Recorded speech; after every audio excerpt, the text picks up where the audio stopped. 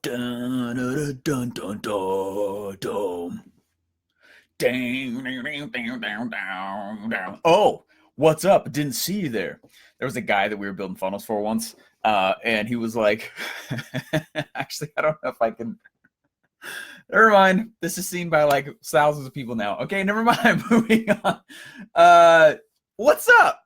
Hope you guys are doing good. Excited that you're here. How's the One Funnel Away Challenge been, everybody?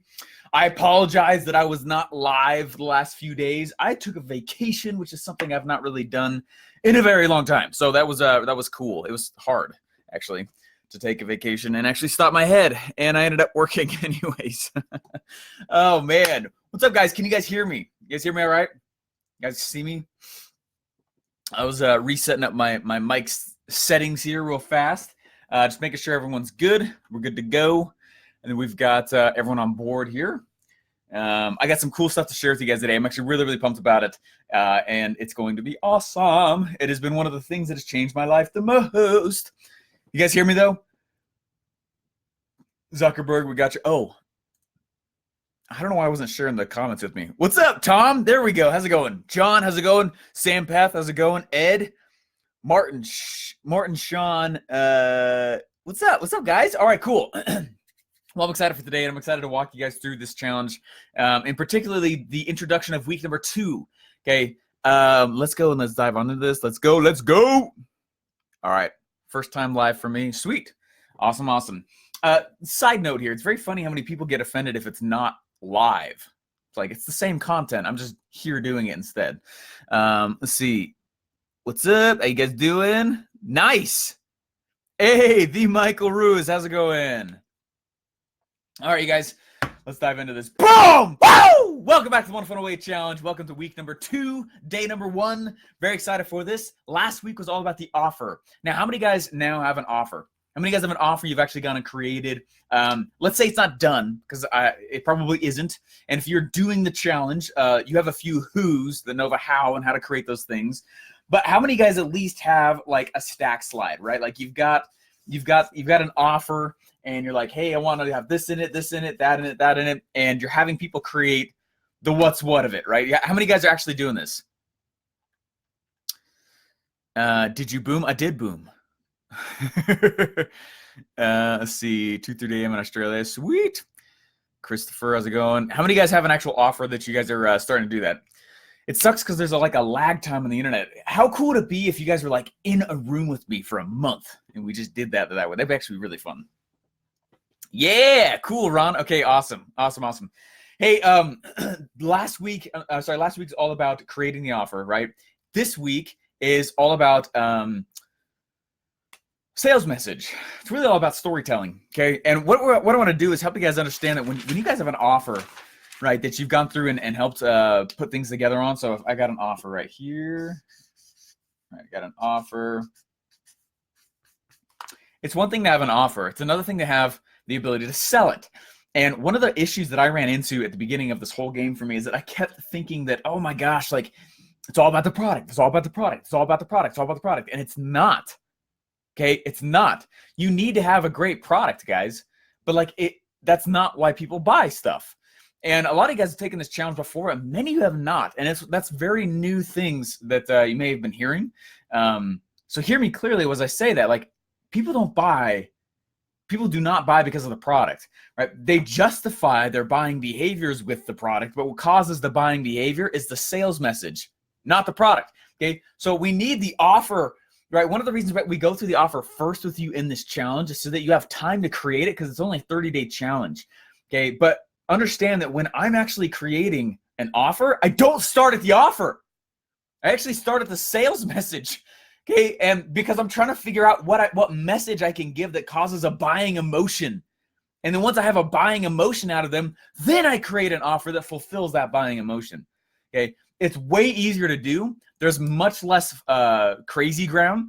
Okay, but that's why we're going through week 2 with you guys now.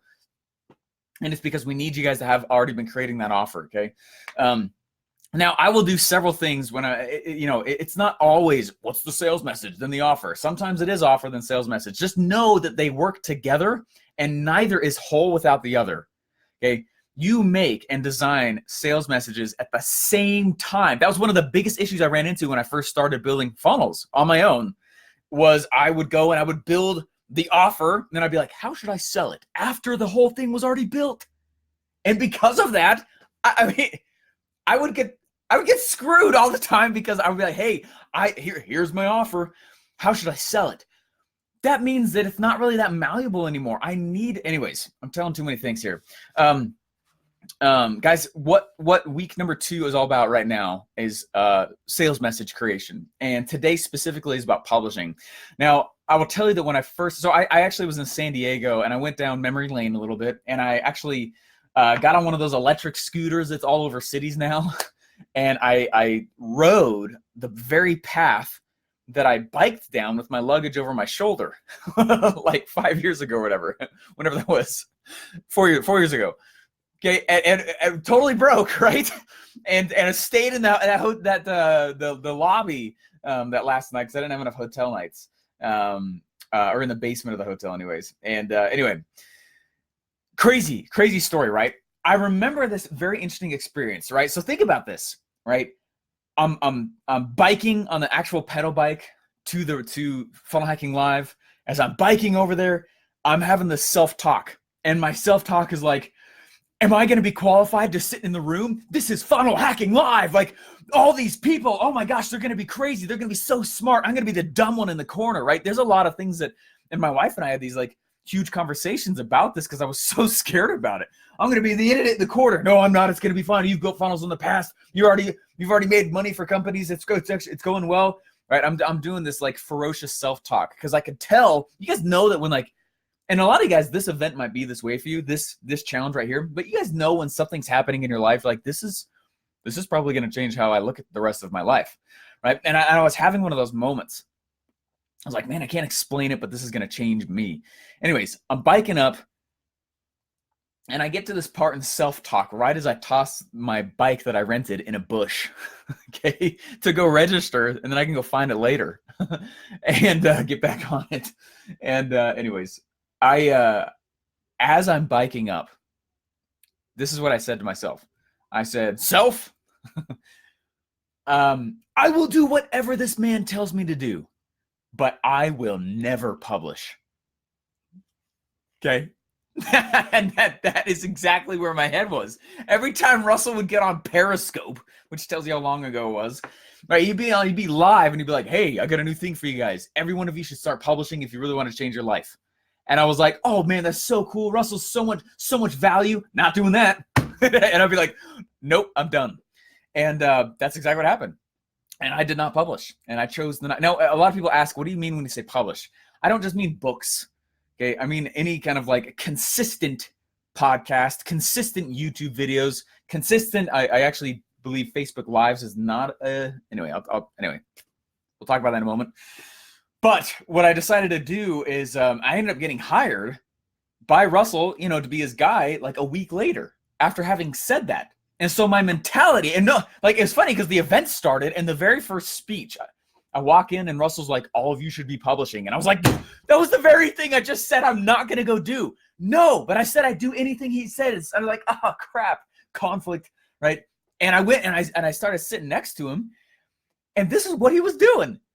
And I was thinking, like, what does the guy of $100 million SaaS software company, who's a brilliant marketer, right, who's known across the world, what does he do in his days? Fascinating question, right? I was assuming he's in there always building funnels. And until I showed up, he kind of was. But like what he was also doing, right, he would spend a significant amount of his day like this. Click, click. What's up, everyone? It's Russell Brunson. I'm just over here doing X, Y, and Z, blah, blah, blah, blah. And he's going through his thing, right? And then he would grab his mic. What's up, everyone? It's Russell Brunson. Thanks for listening to my podcast. This is what I'm doing, blah, blah, blah, blah. Right? And he does this thing.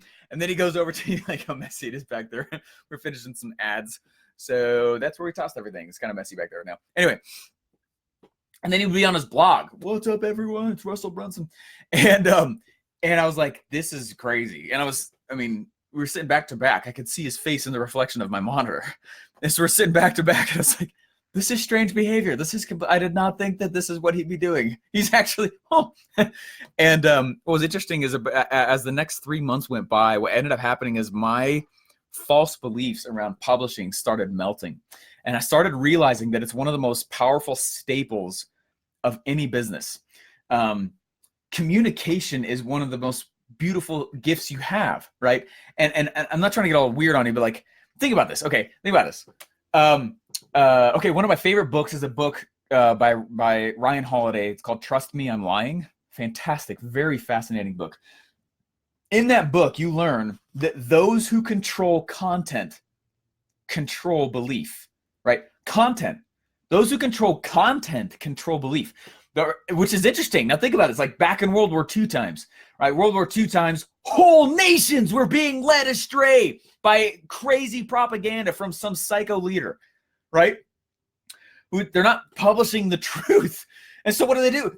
A whole nation goes and it is being misled, right? Now you think about the power of that, right? Now the internet wasn't there. It's more of a vacuum, but like still, that's a huge lesson. So those who control content control belief. And so one of the things I started doing, and this might help you guys if you're trying to figure out what you want to go sell still, was I started looking for industries where the publishing wasn't that good. Because if I came in with any level of awesome publishing, I became the natural leader in content and therefore affected beliefs, which meant get rid of all your old false beliefs and come buy my thing instead. Okay. And it worked beautifully. I've done it twice now, about to do it a third time. Okay. And anyway, okay, publishing is huge. And I get it. How many guys right now, when you say that, or when I say, you guys got to start publishing, like you poop your pants a little bit, like how many guys are freaking out just a little bit? It's like, Steven, there's no way I'm going to go publish. How many guys think of that right now? Yeah, yes, I am. Not done sending my offer. Oh, cool. More guys creating the offers. More people creating the offers. Add that to the offer. This is my first time. You watch live. Thank you for all your help. Hey, thank you, Ron. Appreciate that. It's all about solving the problem. It's a message. Not quite there yet. Scared to death. Yeah, scared to death. I was freaked out about the prospect of publishing. I was like, there's no way. I don't want to be one of those talking heads. Okay. And that was what I was saying to myself. I don't want to be one of those guys that has to figure out all the time something new to say. And this was a big thing. And the reason I want to walk you guys through this a little bit is because you're likely experiencing many of the things I felt until I went and just, decided to do it. Let's see. Sorry, Steve. I don't catch your boom live. It's all good. Boom. Is this for real? Is this live? Yeah. And if it wasn't, who cares, right? It's good content. Guys, I would never learn from somebody who was live. I never did. They were always through recordings. It's cool. It's cool if it's not live. Anyway, right? Content equals belief. Great idea. It's not happening. Yeah, not happening, right? And Rip is like, no way. I'm so afraid of what you're going to say today. It's going to shake the world again. Yep. Freaking the heck out of me. Still do. I'm publishing you as we speak. It's good, right? Instagram. I'm watching this guy who's got gigantic eyeballs telling me that I need to start publishing. So here he is, right? Totally. A bit. Been had a blog before. Okay, maybe you're awesome. I'm freaking out publishing, freak out having to put up makeup every day for the camera. Guys, so what I want to do is I want to walk you guys through how I first started publishing and compare it to what I do now. Because what a lot of people see, like Russell and myself and Julie, right? And a lot of people, the way I'm doing it now is not at all how I started. And if I started by trying to do what I do now, I would not have continued. Okay. And so I want to give you guys like an easy way to do this. Where it still might be a little scary, but like it'll really drop down a lot of the fear it has around publishing. Let me tell you a little tidbit here. So I helped create the original 2 Comma Club coaching program, right? And I loved it. So much fun. And Russell and I were testing the content. And so he went up the very first day, and it was a 3-day event. And only those that had paid $25,000 could be in the room for that particular one. And it's 3 days, and it was him teaching this content. And what I had done was I went back through 12 years of his videos, and I organized it. I was sitting next to him, and he was talking to all of his inner circle people. And after a while, I turned around to him, and I was like, hey, dude, you're saying the same thing to everybody. And he goes, I know, isn't that crazy? And I said, that is crazy. Dude, what would be interesting? what if we can make something that brought them from the ground up, so then you can take them from the middle to the top instead. Instead of going from the ground all the way up here, you can take them from like the middle and up. It'd be easier on you. And so that's what I went through. I went through 12 years of his content, and I organized it. And I said, hey, in order to, which was a lot of work, it took me like 6 months. Okay, I was like, in order to know that, you really need to know this. In order to do that, you really got to do that. In order to do this, right? And I started piecemealing this whole thing together, and it was a huge Google spreadsheet. I mean, it was giant. And I was like, chop out this minute and second to this minute and second. He talks about this and place before that, right? It was very detailed. It's part of my personal gift. And anyway, so we were testing that material. And as we're walking up to the event, it's in ClickFunnels HQ, right? And we're walking up to the event, and we're walking up. And before you get to the event room, which I don't know if you guys have been to ClickFunnels headquarters at all. It's really cool though, special feeling when you walk in there. But we're walking in there, and there's this event space we have with like lights and this cool backdrop, and there's like loud music going on, and it feels like an event, right? It's really cool. It's not huge. It only holds like 70 people, but like it's that way. So it's small and really intimate, high level events happen in there. All right. And hopefully you guys all choose to do something like that in the future. Anyway, so we're walking up to the event. And as we're walking up, Russell looks at me and he goes, hey dude, do you want to like introduce me to the audience before I get up? You want to like MC it? And we're walking up. He's going on in 3 minutes. And my initial reaction was, ah! Right? No, I don't want, are you kidding? Huh? Right? And what I was getting good at, and I got good at this before I ever worked for Russell, which is one of the reasons I think I did. Anytime an opportunity came from somebody who was big or further along, or someone who was, reaching down, I always try to say yes. Whatever it was, whether it cost me some money, some of my time, some of my feelings, and I got a little scared. And so I by that time, I'd done so many things for Russell that was way out of my comfort zone, right? So far out of my comfort zone. So anyways, he looked at me, do you want to MC me? You want to introduce me? I was like, inside I was like, no, dude. But it's outside, I was like, yeah, man. Woo! Boom! Let's do it. I hadn't come up with the boom thing yet then. Right, but anyway. But I had other state control tricks that I had been doing. And my first initial reaction was terrible, but then it was to ask him, what is the script? I said, dude, what's the script, man? What's the script for emceeing somebody? And he started laughing, and he goes, dude, we stopped walking to the event. He turned me around. He pulled me out of the event, right? And we went to a private room, and he closed the door, and he goes, I need to tell you something. And he goes, you model me to a degree that's very impressive, and it's cool. But Steven, you have got to learn to find your own voice now. It was like one of those Papa Bear moments with Russell. And I was like, this is so cool. I hate what you're telling me right now. Now, this was a big deal for me, guys, because I was that kid that was the shy kid growing up. I got the nicest kid award in high school, and it's not because I was nice. Out of 600 people who were graduating, 600 people in my class, I got the nicest kid award. And it's because I was shy. No one heard me speak. In fact, at the end of high school, I actually had a teacher walk up to me and congratulate me that she could hear me. Okay, and it took me back. I was not self-aware of this. And so when she said that, I was like, what? Oh, interesting. Okay. And so like I had a near clinical fear of speaking to adults. I mean, I would not be doing this. I would not be doing this. I'd be pooping my pants if there's 87 of you guys on right now. Okay. 88 now. Right. And so take that from it. With that backdrop, take that and then have Russell say that to you. It scared me. Okay. And by that time I started publishing, but they were bad, man. They were not that good of episodes. Okay. But what was interesting is at that moment, I grabbed the microphone, I stood on stage, and that is when Steve was born. Okay. I'm Steven Larson, but I created Steve. And Steve, and this sounds a little stupid, maybe a little bit weird to you guys, but there's a book called Alter Ego. And what's interesting is like, it talks about how, creating these alter egos you step into when you need to perform in a certain role is very powerful. And I did that. I didn't know that. I didn't know that book existed, but that's what I did. And so Steve, oh baby, he's a killer. Steven, he's shy. He's kind of scared. He's a little bit fearful. He represents everything that I was up until a lot of those moments where I was getting some of that tutelage from Russell. Steve, though, dude, Steve cracks stages. Steve walks out and breaks microphones, which I did at Fun Hawking Live, which was actually like a cool bucket list. anyway,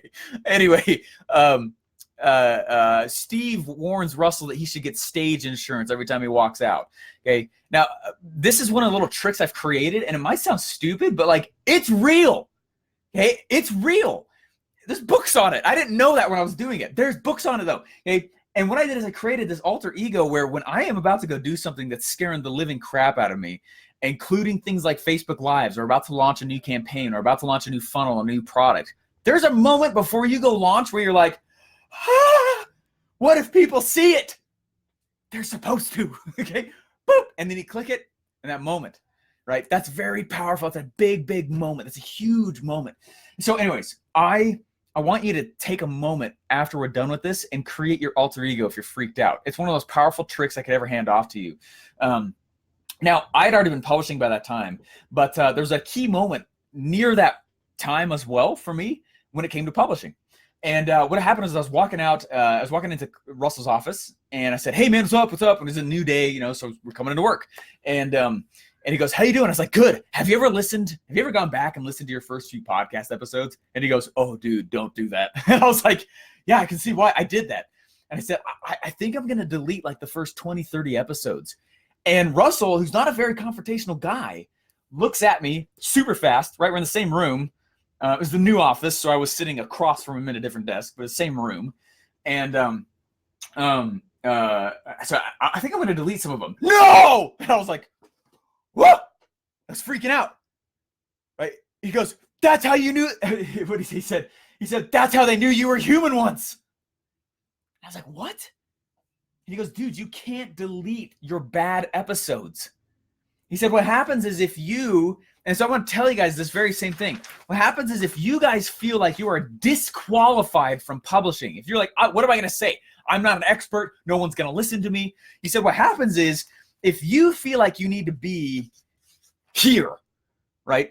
And you're down here and you're like, I need to qualify in order to start publishing. Now I'll start publishing.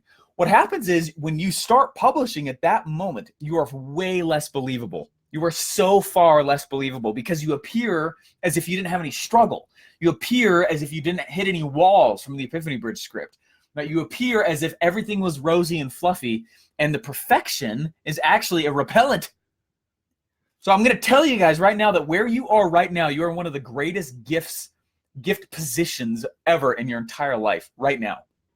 For you to start publishing right here.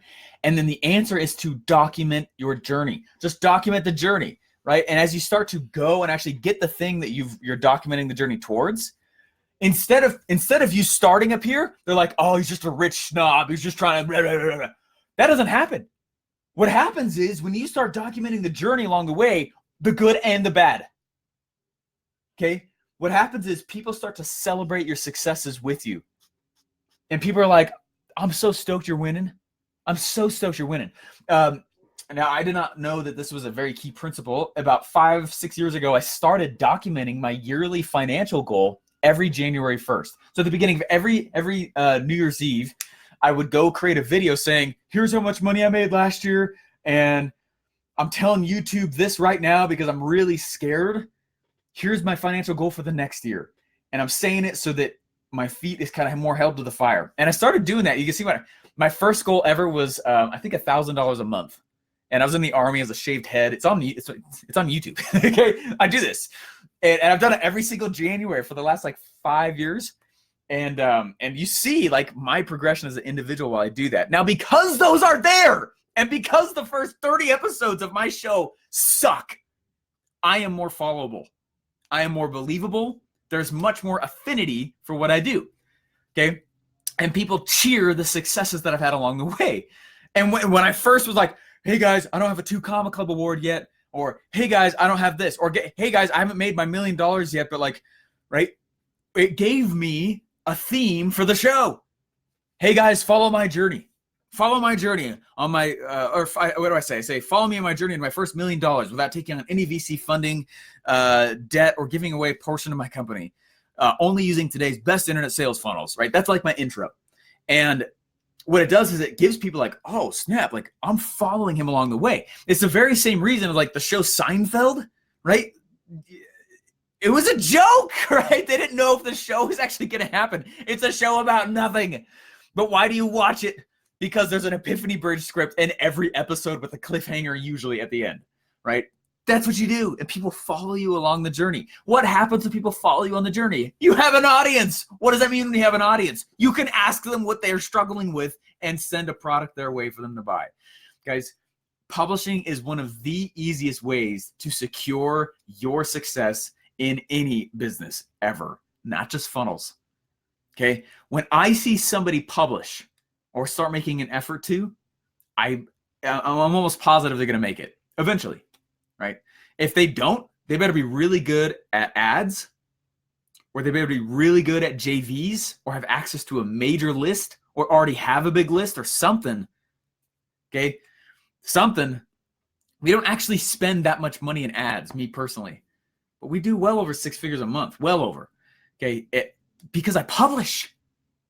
Because I publish, and it didn't take that long. I've only been doing my show for like 3 years. Not even. Anyway, hopefully that's helpful, right? So what I want to do real quick, and this is a longer session of One Funnel Away, and I know it is, okay? And they're not always going to be this long. It's this long this time because this is one of the keystone staples of everything I could teach you. Does that make sense? Anything I could teach you right in here, right? You have got to publish, okay? We are now no longer just in the information age. We're in the attention age. Okay, it's the information age, but it's also now the attention age, right? Where the loudest, not necessarily the best, gets paid. Okay, it's more likely to get paid. Okay, I've said that before in the past, and some people get really pissed about it. But think about this for a moment. How many guys have an amazing product? Right, probably a lot of you. I gotta go catch up on comments here. I haven't checked in a moment, but how many guys have an amazing product already? How many of you are not filthy rich? Case in point. Okay. There are so many amazing, incredible products out there, but people are broke. They have no money. So success then is not about having an amazing product. Success is your ability to get attention, and publishing consistently is one of the easiest ways to gain consistent attention. Okay. So you got to get over it. I understand it. Let me show you guys real quick, though, what I did to keep it really easy on myself. I told myself, you're going to publish twice a week. I'll go catch up on the comments here in a moment. But I want to teach you guys what I started with, okay? Because now my content team, I call it my content machine. My content machine costs me about 20 grand a month, okay? Just to publish all that I do and push it everywhere. Don't you dare think you have to start with that. I wouldn't. Actually, I think it'd be dangerous if you did. Okay, check this out, though. And I'll talk about the Facebook Live thing in a moment, Tom. Okay, what I did is, this is what I'd watch Russell do, okay? He would go and he would do, it's funny, so many people would ask, like, what mic does Russell use on his podcast? Okay, I am way more into sound. I'm a big sound junkie. I am obsessed with music. Music runs through my veins. It's usually in my head. Actually, it's been in my head the whole time while we've been talking. It's just the way my head works, okay? So I'm more of a sound junkie. So you don't need, people are like, what camera and microphone is that? Don't worry about it. That's not why it works. That's not how I started. Okay, Russell literally just takes his phone and he opens up the microphone app that comes with the phone. And he goes, "What's up, everyone? This is Russell Brunson, and I want to welcome you to Marketing Secrets." That's what he does.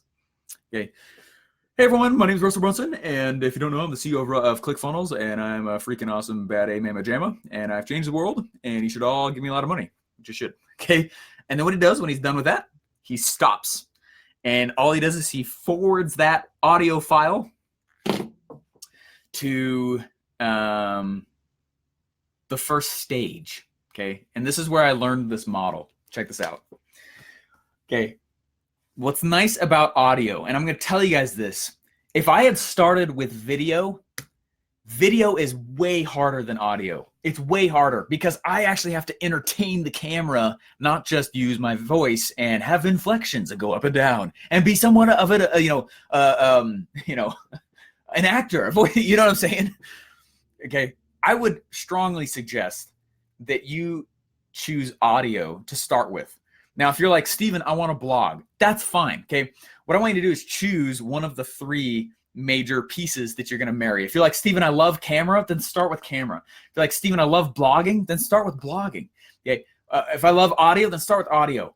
But you can hit all those depending on which of those 3 you start with. Okay. So I didn't want to get on video because like, I don't want to entertain the camera. There's no way. Right. And when I started looking at myself in the mirror once and I was like, dang, bro, you got big eyes and you move all over the place. You'd be great for cameras. And then I started camera. Okay. Anyway, so what I did is first I started with audio. Okay, and I just have the MP3 file. Then what I go do is I just go get it transcribed. There's the trick. That's all it was. I go get it transcribed into text. Okay, at like rev.com. That's rev.com, as in like you're revving your engine, rev.com. Another one is Temi, Temi. Temi.com. That's another great one. It's not as accurate, but it's a good one too. And so they would transcribe it. So now I have audio, and with my audio now I have stuff for the podcast episode. I have stuff for iHeartRadio. I have stuff for Spotify. I have stuff for SoundCloud. Anyway, lots of platforms. Okay, because I have the audio. Now I keep this really, really simple. This is called content syndication, meaning I'm going to syndicate. I'm going to spread it all over the internet. I said that word in the past and I didn't define it. And anyways, just wanted to make sure a few people had questions about that. So anyway, then I'm going to go get it transcribed. And what I'm going to go do is now I have a blog post. Oh, what? I just wrote a blog post with my mouth. Okay. Then I got blog posts and there's like a whole bunch of the cool platforms. And that's how I started it. Okay. So I just recorded my podcast episode and, I wanted a sweet mic, so I would bike into Russell's office at like 6 a.m. and use his mic off his computer. Okay, but a lot of times I just use my phone, and that's totally fine too. Sound quality is not going to determine your success of the show. Okay, it's not. Eventually it helps, but it's not. It's not like I want this to be as low barrier as entry as possible for you guys to move forward and actually just do it. Just do it. Just do it. Okay. Anyway. Okay, so check this out. So I have the audio, and then all I gotta do is I run it through like rev.com or Temi right there. Okay, now it's a transcription for like $1 a minute or whatever, right? So I have audio, then it gets transcribed over to text. Now I have things for the blog. I have things for podcasts, and then there's one other cool thing that this allows me to go do is I can publish it on like all social media platforms. I can publish it on like tons of places, guys, lots of places, and I can do it in one click. And there's a lot of places that you can use to do that. But in one click, I can take this episode and I can blast it to all these platforms. In one click, I can take this text and I can auto-publish it to all these blog places. In one click, I can auto-publish it to all these social platforms. Okay, and there's people who might, anyway, whatever. I use Libsyn, Liberated Syndication, Libsyn, Libsyn, or Podbean. That's another good one that I've heard people have been using. A lot of people like Anchor.fm. The only issue I have with Anchor is that I don't have a lot of control over the content itself. Anyway, so yeah. Anyway, Libsyn.com was $5 a month, and it syndicated my content all over the place. And I'd spend $20 for a 20-minute episode transcribing it, or it could be $2 depending on what software you use. And all I did is I just created a schedule, guys. That's it. I published twice a week, and with a $5 a month account at Libsyn, I started documenting my journey. That's it. Keep it simple. And after a while, I was like, let's make this huge. Okay, now it's massive. Then there's like an image station, and there's a social image station, and there's a soundbite for Instagram station, and it's huge, and it's a massive agency that I built in-house to be able to handle all that. So, and that cost me about $20,000 a month. Okay, but you don't need to start like that. Don't start like that, right? Don't start like that at all. Anyway, I would just go figure out. So then what's cool is if you're like, hey, I'm ready for video, then you just do video in front of it, rip the audio. Now you have all your audio. You take the audio and get it transcribed. Now you have everything for your text, right? Take a screenshot picture of you in the episode. Now you're ready for Instagram. you know what I mean? Anyway, I truly believe that those who publish the most are those that are going to make it the easiest. It's not that you can't if you don't. It's just that I bootstrapped my own thing. This is how I did it. All right, guys. It's a long episode there. Long session, I should say. But you guys got to publish. Document the journey. And you all are interesting enough. Okay? And you all you're followable. And you will actually be more followable if you start to publish right now. And if you're nervous, be open about that. Don't feel like it's got to be professional. No, it doesn't. No, it doesn't. That's a false belief. It's a huge false belief, right? Very helpful. Okay, and catch up on the comments here real quick. F and publish. That's right. The Facebook Live thing. The only reason why I don't like it when someone just does, and this might be a bit of a personal thing, but I don't like it when someone just does Facebook Live because Facebook Live disappears. The post goes down, and it's highly unlikely that many people see it afterwards. If I instead do a video on YouTube, it lives on. And then I can take that video and go put it on Facebook, which is great. But on YouTube, it lives and it gains SEO over time, which is great. Okay, Facebook Live, it leaves. And I feel like I miss a lot of the benefit of publishing when it leaves that easily. I'm not saying don't do it. I'm saying I don't just leave it on Facebook Live. Anyway, let's see. Is video better, podcasting or blogging? Rosita, there's two answers to that. If you're like, hey, which of these three should I do? Should I do video, audio, or blogging? There's two answers to that. The first answer is if you're scared you're not going to do something because you're like, I'll never do video, then choose something that you will. And something you can stay consistent with and something you will stay married to pretty much for the rest of your life, okay? Because it pretty much guarantees success the rest of your life. Russell's even said, start publishing and do it consistently, and you come back to us in 1 year and tell us your financial problems are not done. Okay, seriously, that he's that serious about it. I am also. Just go do it.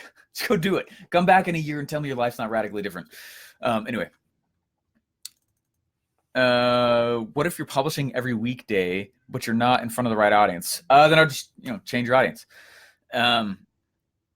I don't know if that's too simple of an answer. I just don't quite understand the question on it. Okay, Okay, I'm going to start moving forward on this here. We've been podcasting for 95 episodes. It seems to be really help. Steve, you're a freaking man. Thanks.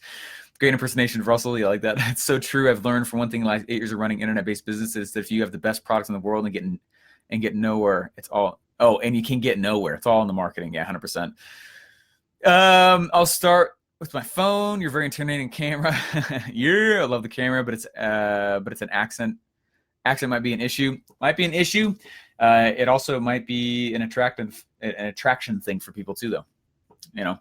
I wouldn't anyway. Temi is cheaper than Rev. Yeah. It's also less accurate. Just speak slowly. Love accents. Yeah, exactly right. First time seeing live. Boom. Content multiplier. It's funny. It's cool he coined that. How do you plan an editorial calendar? I try and publish. I have like 4 to 6 weeks worth of episodes in the queue at all times, but that's not until like in the last year, right? The first 2 years, I was just like, what should I talk about? And then I didn't know what to say in my episodes. So what I literally did is I wrote, the Epiphany Bridge script, okay? Page 114, 117, something like that, in Expert Secrets. It's 8 questions. So I would literally, this is how I started. And you can totally hear it at the beginning of my episodes. I'm not good. And I know that. The content is good. My delivery sucks. But what it is, I wrote the 8 questions I would write like the 8 questions of the Epiphany Bridge script. And then I would answer them. And then I would just delete the question. Okay? And then you could totally tell I'm reading in the first few episodes. Content was great. Terrible delivery. Whatever. Anyway. Is there a best time of day? Facebook Live, is there a best time of day, or is that niche dependent? I don't really get into that. I'm consistent. I'm sure there is a best time. I don't know. Anchor puts third-party ads in your podcast. No way. I didn't know that. Yeah, I don't use Anchor. It's a great way to start. Okay. And if anything, just start. Hey, Steven, so excited to see you. Libson. Yeah, hey, thanks so much. Thanks, Katie.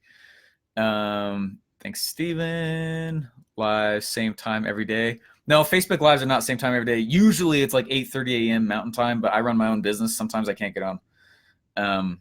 Which hopefully you guys take that as a value thing. I'm actually doing what I'm teaching you. So there's a lot more insights than if it was all theory. Can you go over the resources again and not get them all? I'm not sure what resources you're talking about. Doesn't YouTube have YouTube Live now? Should we do that? YouTube Live. Guys, there are new platforms as there are sands of the sea. They're just like having babies and they're all over the place. What I do is I choose some staple ones. Okay, I want to dominate iTunes for what I do. I also want to dominate YouTube for what I do. Blog, sure. I mean, we'll definitely get more into that.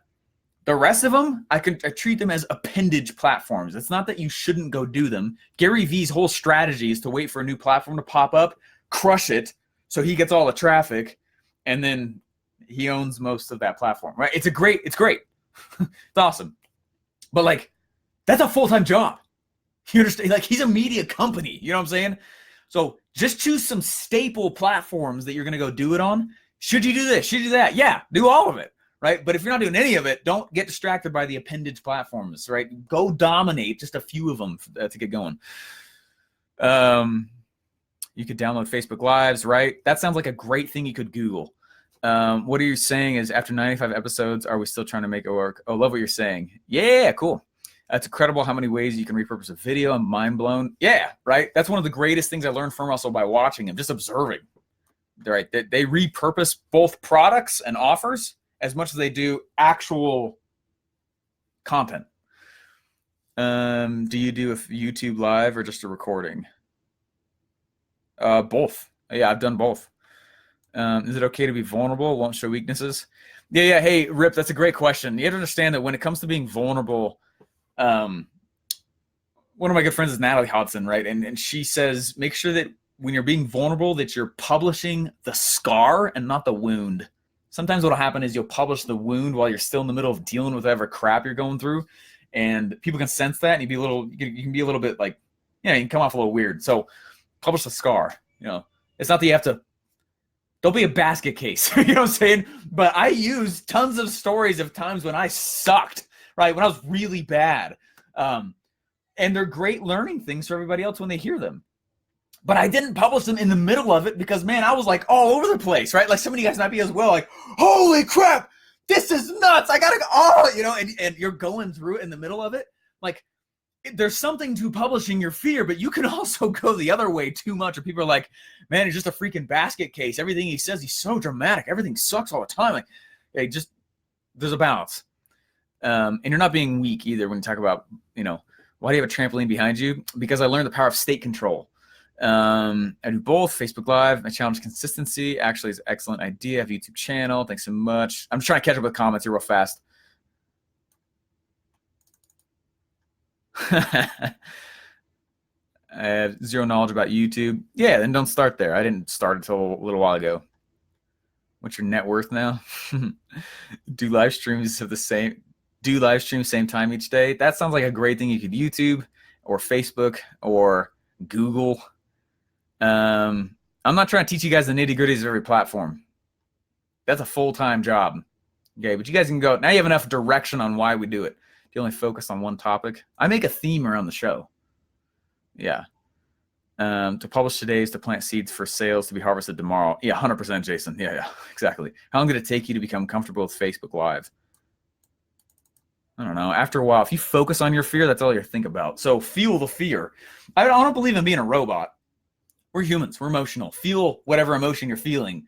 But then after a while, I have what I call sack up and pony up moment where I'm like, all right, Steven, you had your moment to pout.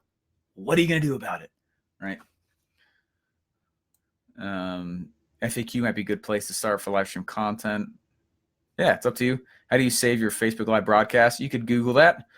With Facebook Live, videos can afford to suck since it's lost. With YouTube, no, you can afford to suck with all of it.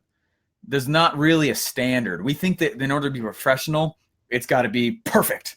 Professional does not mean perfect.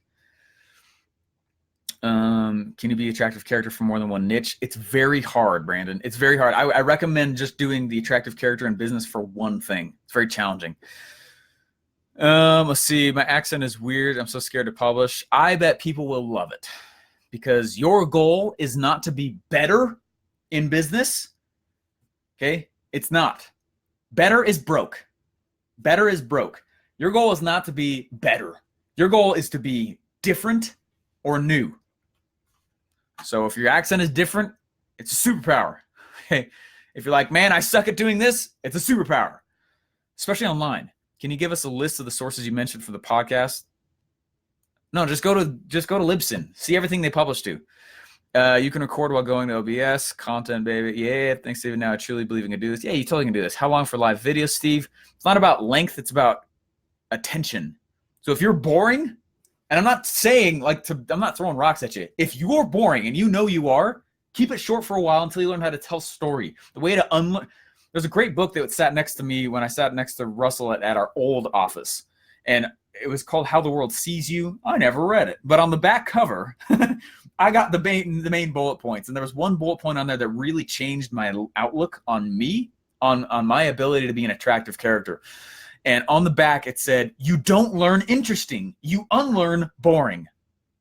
Every one of you guys is interesting. Every one of my 3 kids under 5 years old, they're all very interesting. I'm scared to death that kindergarten is coming up because I don't want them to learn boring. My little girl's a genius. She's so smart. Anyway, unlearn boring. How long? It's more about how well you can get attention and keep it. Everything you do is gold. Thanks. By resources, we meant the apps you're talking about using. Yeah, go look it up. Yeah, go to Libsyn. Go look at other places. Start looking. Publish the scar, not the wound. Yeah, there's a delay in the comments shown to you, so it seems out of context. Don't think we're all dumb or asking relevant questions out of topic. I don't. But it's the same questions I get every single challenge. I like that publish the scar, not the wound. Maybe it's weird to you, but as Steve said, it could be something that attracts your audience, which is more beneficial. Practicing daily or recording something once a week and repurposing it for the week. You got to come up with your own content plan how you're going to do it. For me, I didn't want to go right. I hate reading blogs. I'm not going to write one. Right. So I came up with a plan and just stuck with it. So I would go do this, guys, like right now, like go figure out the, be like, hey, I'm going to start. What am I most comfortable with? I'm going to start. What if you're like, I'm going to start with video. Cool. And then I want to transcribe that. Let's definitely do audio because that's an easy one to go grab. So then it's on iTunes. Cool. Then we'll definitely go into text. And then what I go do after that, some of you guys might be really into Instagram, which is great. So from the video, you're like, I'm going to take a screenshot of the video. So now we have images. Now we have an image. Then I'll go back through and be like, okay, I'm going to hit that platform, this one, this one, this one, this one, this one, this one, this one, this one, this one, this one. Okay. And then tools like Libsyn can largely automate almost all of it. You know what I mean? Boop, done. Okay. So then my input, I want the smallest amount. I'm all about leverage, baby, right? I want to go in. Cool. Now all I got to do is make a video. How much am I going to be willing to publish? How frequent? You know what? I'm going to do it once a week. That's fine. When? Okay. My content is due. Okay. Plato Plomo, right? You've heard that story now. When will I publish each week? No options. Okay. I will do it every Tuesday at, 4 p.m. Eastern. Okay, sweet. All right, how should I go? You know what? I'm going to go create 10 episodes first so that I just get over the fear of just doing them. Then later, I'll tackle the fear of actually publishing them, which is what happened to me. I think I had 17 episodes done before I actually published anything because I was scared. Okay. Let's see. I like how you rock the t-shirt thing. Thanks. Which is more let's see. What's up? Caught you live. Nice. Do you believe in a 1,000-hour rule for mastery? Sure, but I'm not counting. I'm just moving. Almost 3:30 a.m. here. Time to charge tomorrow. Awesome. Cool stuff. Love your comment on accent. I'm hearing impaired of the accent. Yeah. People, everything you think is a weakness in your life is actually a benefit and a strength, especially online and especially as an attractive character and especially as an entrepreneur. Everywhere else, you got to be someone else's interpretation of what success looks like. If I go work for somebody else, I need to stay in a mold of what the boss thinks successful employees look like. I don't have to do that on the internet. I can be me, louder. Only place you can do that. Content plan like this, start FAQ, then false beliefs, and this. Yeah. How much do you charge for one-on-one call? This is Russell Brunson's thing. Willing to be imperfect, start now. Cool, guys. Get rich. We'll see you guys tomorrow. I got actually a really cool special treat for you guys tomorrow.